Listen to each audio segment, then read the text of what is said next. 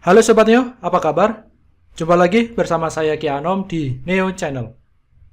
Kita masih akan melanjutkan materi pembahasan kita mengenai REST API.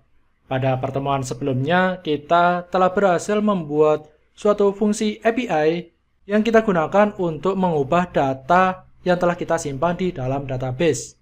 Kemarin kita telah berhasil membuat sebuah endpoint untuk mengubah data.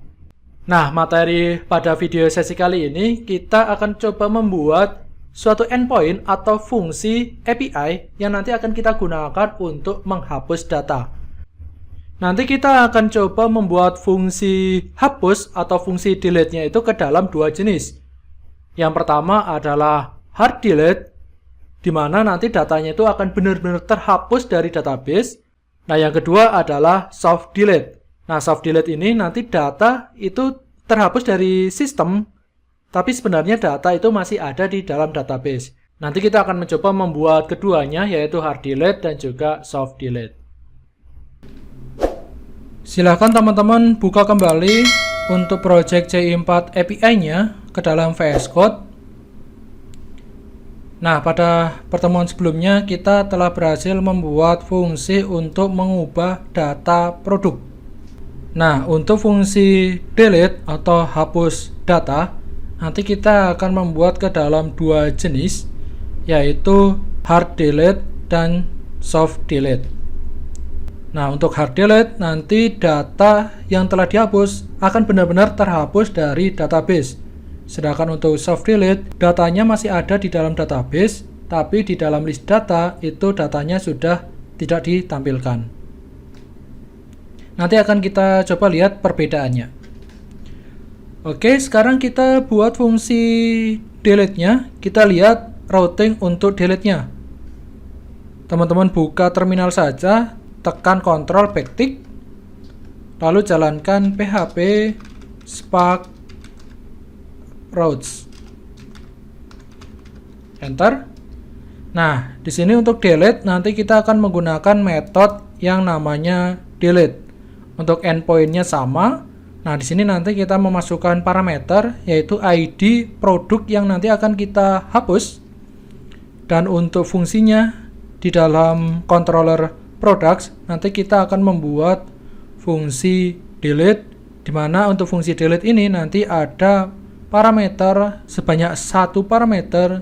Nah, biasanya di sini parameternya berupa ID yang nanti akan kita hapus. Nah, teman-teman buat saja fungsi di dalam controller products di bawah update ini atau dimanapun, yang penting ada di dalam controller products. Teman-teman buat saja public function delete. Nah, seperti ini. Lalu di dalam kurung ini, di dalam fungsi delete, teman-teman tambahkan ID. Oke. Tinggal enter saja. Nah, di dalam fungsi delete ini kita langsung ke fungsi hapusnya. Jadi kita tidak akan nge-get data apapun karena di sini kita sudah mengirimkan ID yang akan kita hapus. Nah, kita langsung saja ke fungsi delete. Kita gunakan this. Modelnya adalah product. Lalu kita gunakan fungsi delete. Nah, di sini kita masukkan ID yang nanti akan kita hapus. Nah, seperti ini. Nah, di sini nanti kita akan mengetahui apakah proses delete-nya itu berhasil atau tidak. Nah, sama seperti insert data maupun update data. Di sini kita lakukan pengecekan apakah proses delete-nya itu berhasil atau tidak. Nah, kita gunakan if delete. Nah, seperti ini. Kita akan ngecek apakah delete-nya ini true atau false. Jika delete-nya true, nanti kita akan mengirim respon berhasil. Nah, kita kopikan saja untuk responnya. Kita ambil dari fungsi update. Nah, respon sampai return ini kita copy, lalu kita pastekan di sini. Tinggal untuk status code-nya, untuk delete tetap 200 ya, yang berarti request-nya itu berhasil. Untuk message-nya sukses, data produk berhasil dihapus. Nah, seperti ini. Lalu untuk else-nya, jika proses delete-nya gagal, kita else di sini. Ini else-nya kita copy saja. Kita pastekan di sini. Nah, kita ganti gagal menghapus produk. Nah, seperti ini. Oke, kita simpan.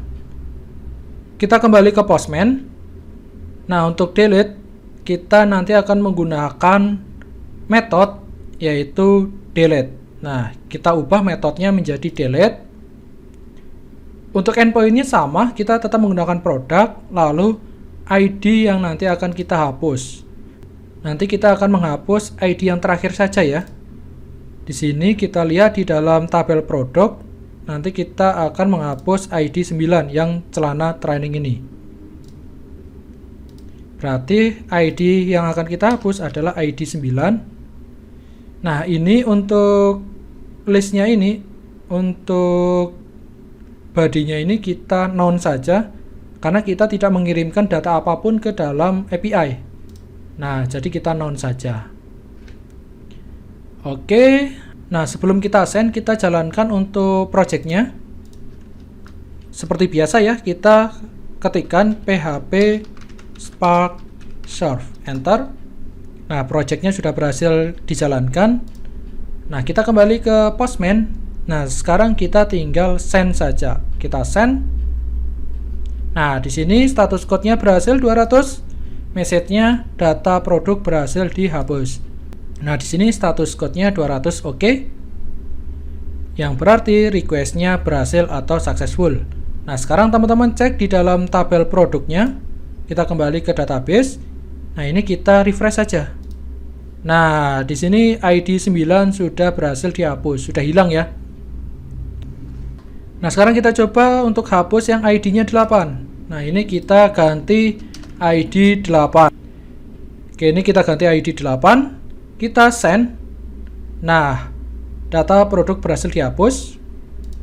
Kita kembali ke database. Ini kita refresh. Nah, ID 8 sudah berhasil dihapus. Nah, sekarang kita coba hapus ID yang tidak ada di sini. Misalnya di sini ID 8 sudah tidak ada ya. Kita coba hapus ulang ID 8. Kita coba send. Oh, tetap berhasil dihapus ya. Atau kita coba ID 10. Oh, masih tetap berhasil dihapus. Harusnya nanti di sini tidak berhasil dihapus karena ID 8, ID 10 itu tidak ada di dalam database. Nah, di sini kita perlu menambahkan pengecekan. Kita kembali ke controller, ke fungsi delete-nya. Nah, sebelum fungsi delete ini, kita get dulu untuk datanya. Kita tampung ke dalam sebuah data. Kita gunakan this. Lalu modelnya adalah produk. Kita gunakan find. Nah, di dalam find ini kita tambahkan ID yang nanti akan kita cari. Nah, artinya di sini kita akan mencari data produk yang sesuai dengan ID yang kita masukkan. Nah, data produk itu nanti akan kita tampung di dalam data. Nah, sekarang kita lakukan pengecekan. Kita gunakan if data. Nah, artinya data ini kosong atau tidak, ada isinya atau tidak. Nah, jika ada isinya, nanti kita akan menjalankan fungsi ini. Tapi jika tidak ada isinya, tinggal kita kirimkan data respon bahwa data produk itu tidak ada atau tidak ditemukan. Nah, di sini kita kasih tanda pentung seperti ini saja. Berarti datanya ini kosong. Gitu ya. Nah, kita kirimkan respon, kita return saja. This respon. Nah, responnya adalah respon yang not found.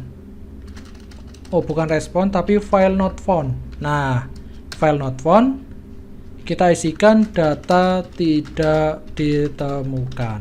Nah, seperti ini. Jangan lupa titik koma.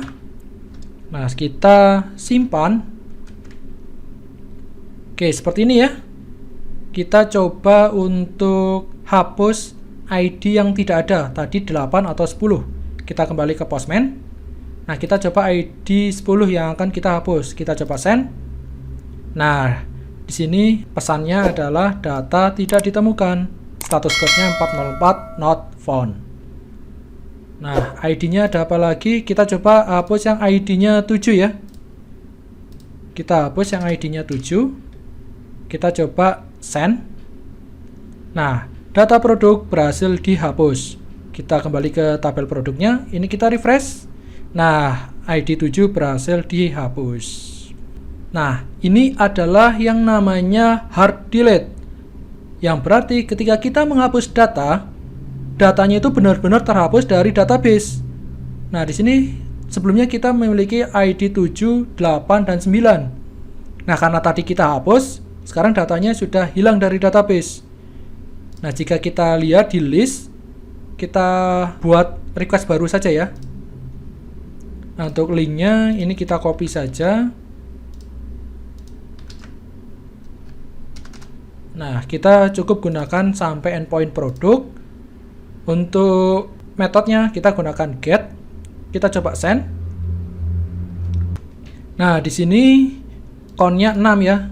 Datanya 6 karena yang ID 7, 8, dan 9 3 data sudah berhasil dihapus. Jadi benar-benar hilang dari database.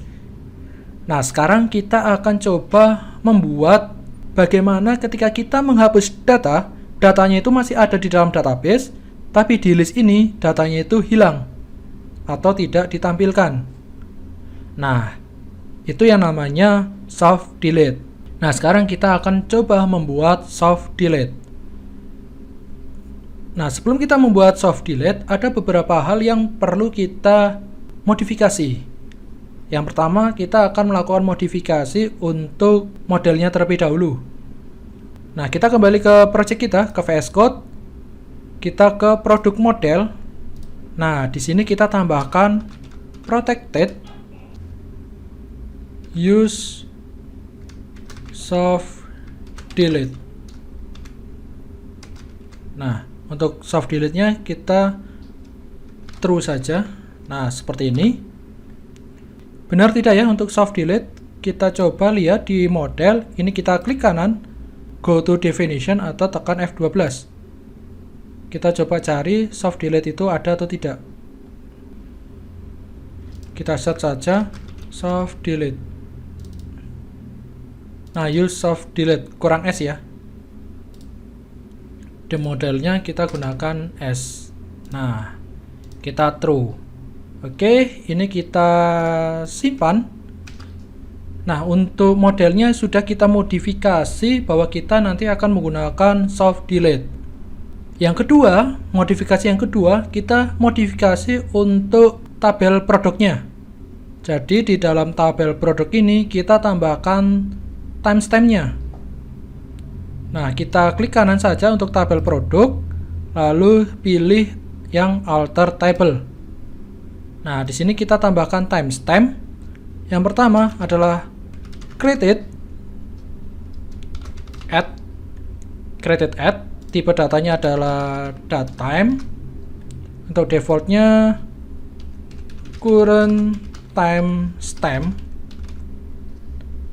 Oke, lalu yang kedua updated add, tipe datanya sama, datetime. Lalu untuk defaultnya sama, current timestamp. Nah, yang ketiga adalah deleted add, tipe datanya datetime. Nah, untuk defaultnya kita nulkan saja. Ini untuk update kita centang yang on update.